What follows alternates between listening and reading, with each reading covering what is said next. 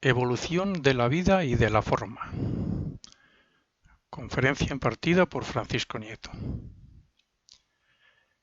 Cuando estudiamos el origen de la materia física, partiendo del átomo en sus muy diversas combinaciones para formar tantas clases de materia que, a su vez, evoluciona y forma parte de los cuerpos habitados por los diferentes reinos, lo lógico es que reconozcamos que todo esto no puede proceder de un algo ininteligente o de un caos sin principios ni leyes.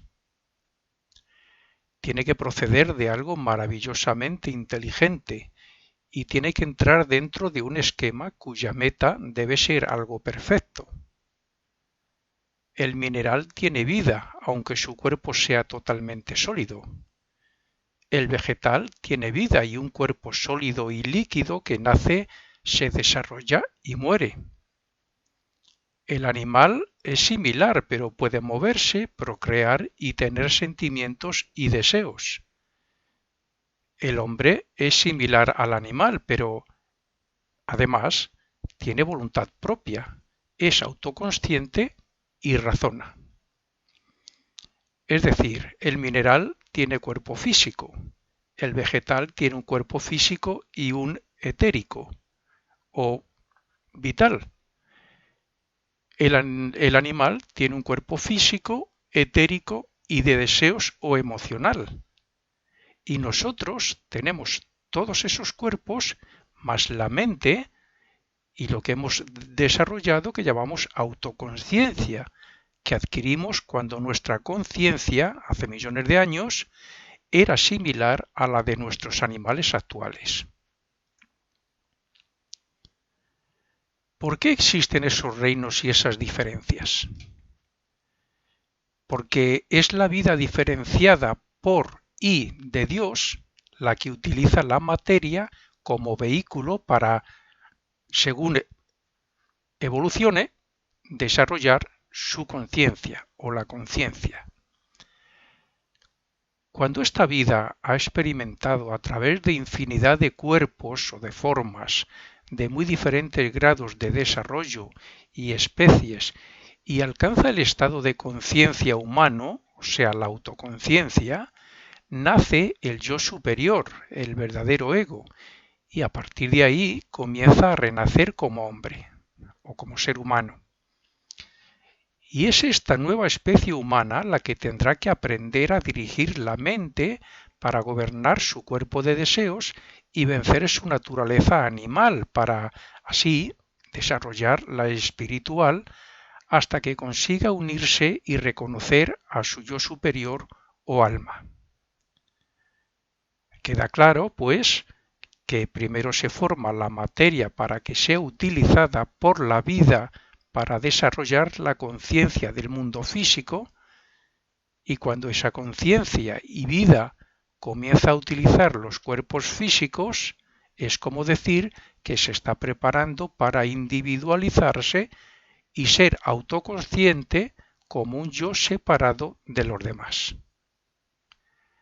Así es que estas líneas de desarrollo tienen un mismo fin, y este es que las vidas creadas por Dios alcancen su propia conciencia y lleguen a la perfección y con sus poderes divinos desarrollados. ¿Puede ser esto fruto de unas fuerzas ciegas? No es fácil, pero si es fruto de alguna inteligencia, no queda otra posibilidad que admitir que debe ser un ser o una deidad con el poder de crear, al menos, un sistema solar donde nuestro planeta está involucrado. Hay una fuerza oculta que presiona en el átomo, en el hombre, en el planeta y en el universo para que todo se mueva hacia una meta y para que todo evolucione hacia arriba, cuyo final no puede ser otro que la perfección del creador de esa fuerza y de todo este esquema. Hay diferentes teorías sobre la materia y la vida. La primera solo da importancia y credibilidad a la materia física y no dice nada sobre el espíritu o sobre Dios. La segunda hace hincapié en el espíritu y en Dios, pero no da importancia a la materia, situando a Dios como el creador, pero fuera de su obra. Y la tercera, la que da la misma importancia a la vida y a la materia, cuya procedencia es la misma, es decir, Dios, pero compenetrando Dios, su obra con su vida y su conciencia. De forma similar, nuestro verdadero ser, el yo superior, también compenetra los cuerpos en los que se manifiesta su inteligencia.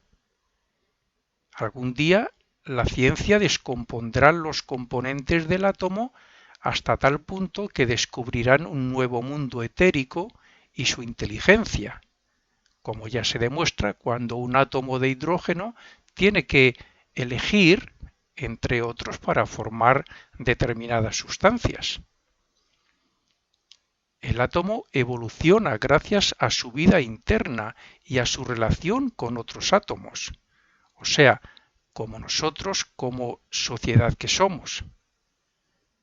Es en su estructura como nuestro sistema solar y también irradia energía.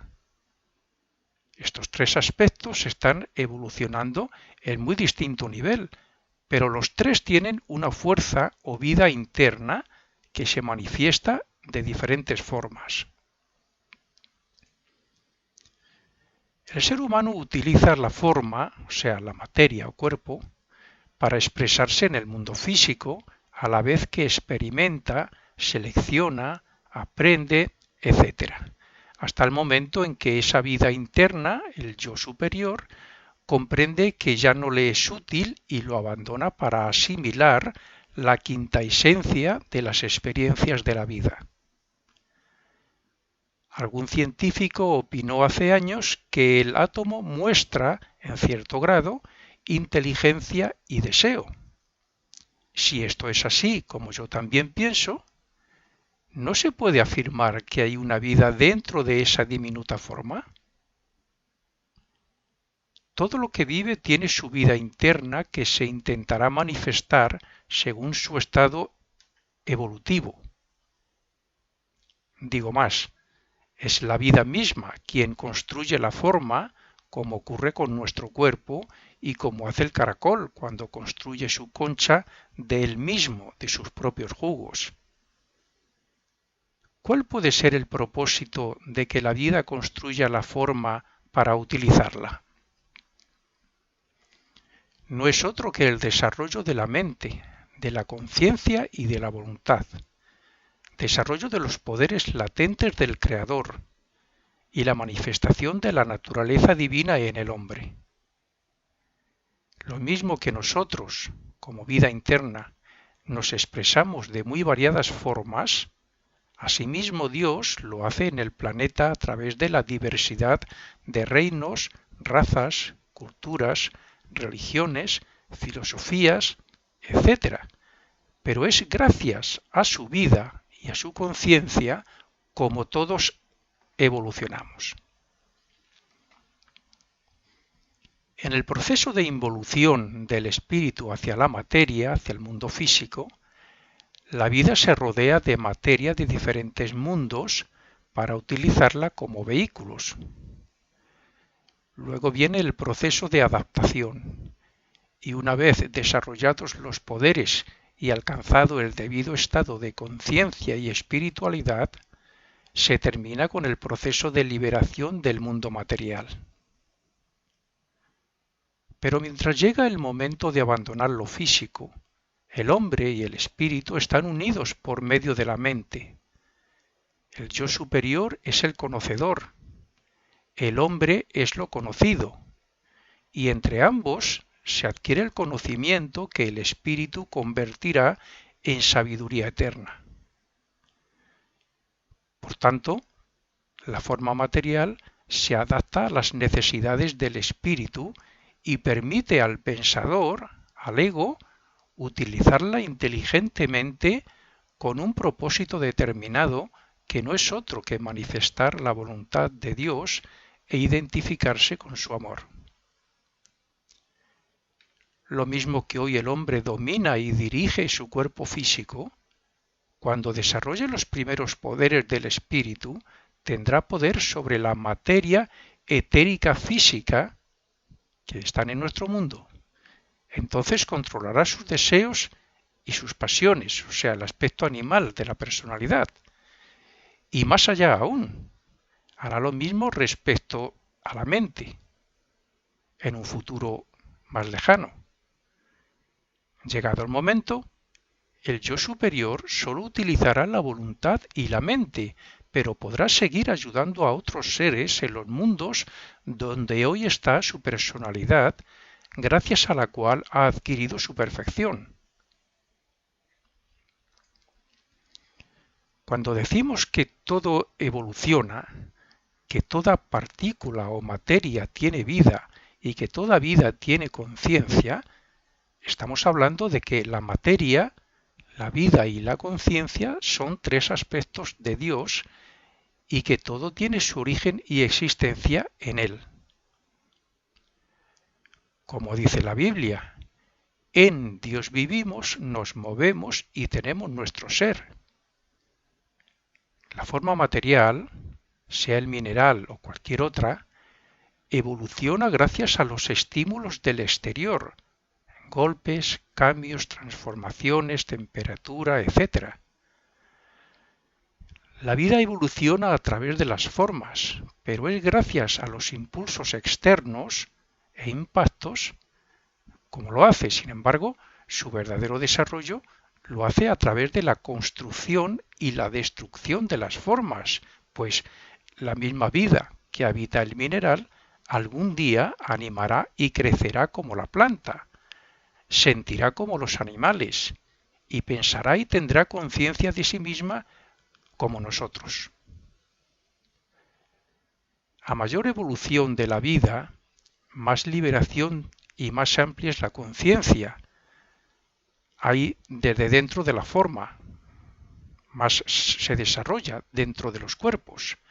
Toda vida que habite en una forma, sea un electrón o sea un humano, busca su expansión o manifestación de la fuerza divina de donde procede, y para ello utiliza las formas, porque ellas permiten sentir, intuir, expresarse y en su momento pensar. La vida se esfuerza por obtener cada vez más conciencia de sí misma y de su origen y por participar del gran plan divino. La evolución de la conciencia se consigue gracias a la liberación o manifestación de las fuerzas ocultas del espíritu según va evolucionando a través de las especies y cuerpos, tanto visibles como invisibles. Por tanto, algún día seremos conscientes de Dios por medio de nuestro espíritu.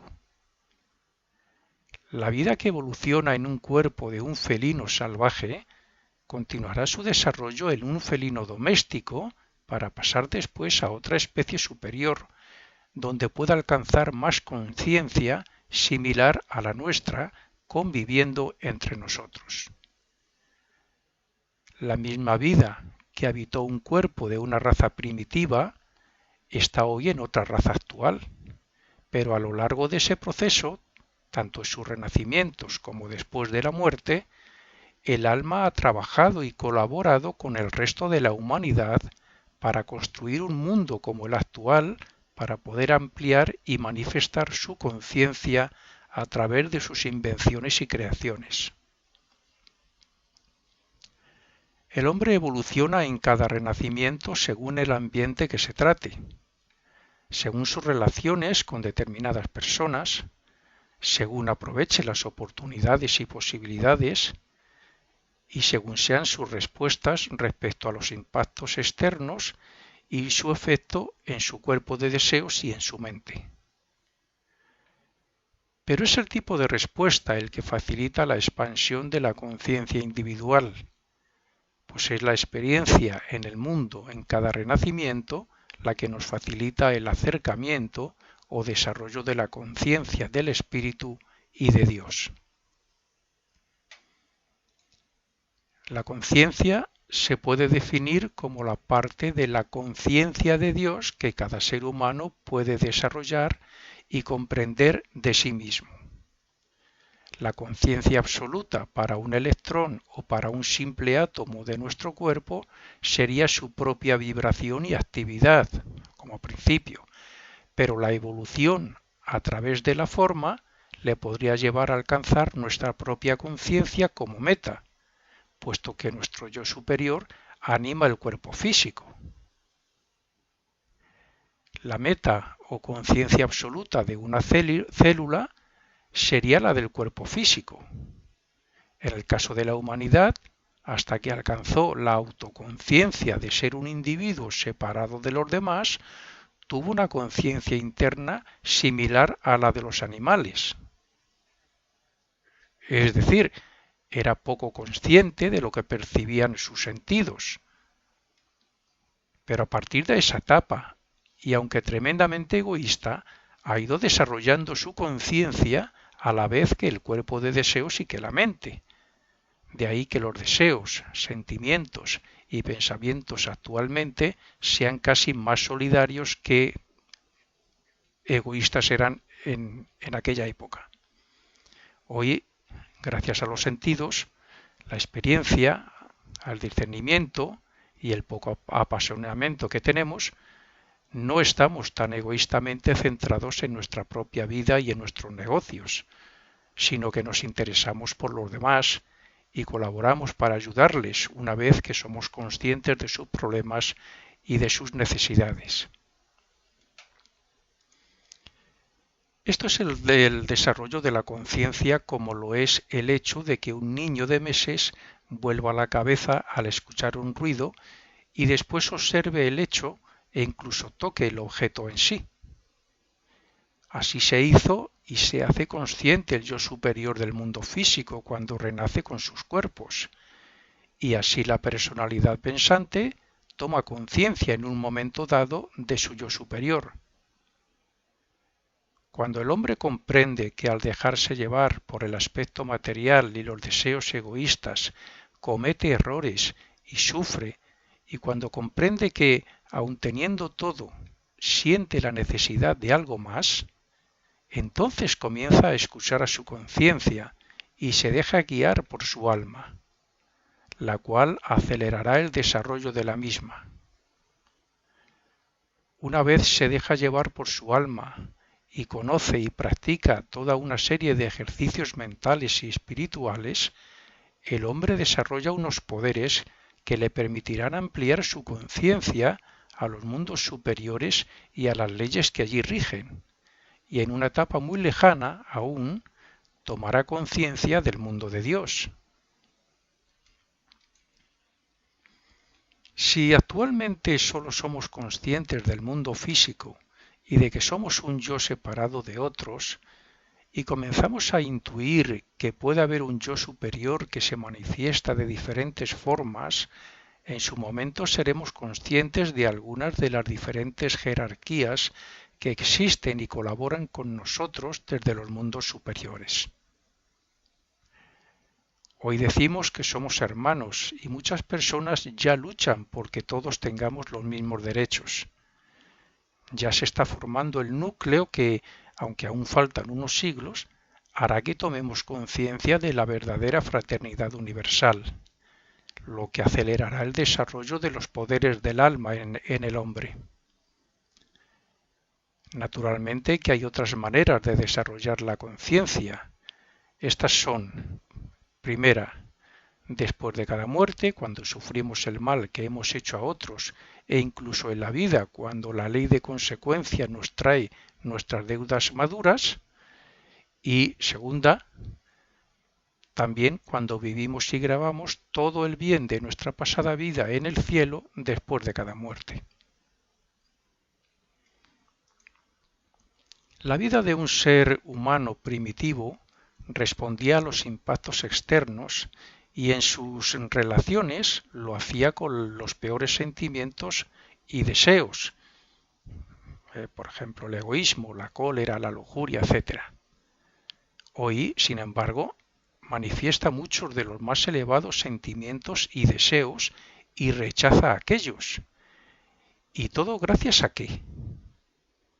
A las experiencias y desarrollo alcanzado a través del renacimiento y de las leyes divinas, como son la de causa y efecto y la de renacimiento misma.